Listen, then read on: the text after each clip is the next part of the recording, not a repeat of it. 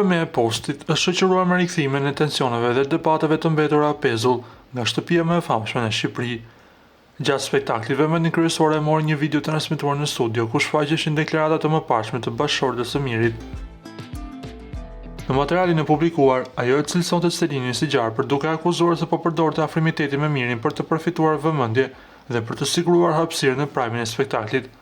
Pami solli një moment të fortë në studio, por reagimi i Selinit ishte i papritur për tonin e qetë të matur. Fituesja e këtij edicioni zgjodhi të mos hyjë në debat, duke shprehur se nuk ka asnjë koment për akuzat që janë bërë ndaj saj gjatë gjithë periudhës së izolimit. Megjithatë, ajo vendosi të japë një përgjigje indirekte duke zbuluar një detaj nga prapaskenat pas përfundimit të spektaklit.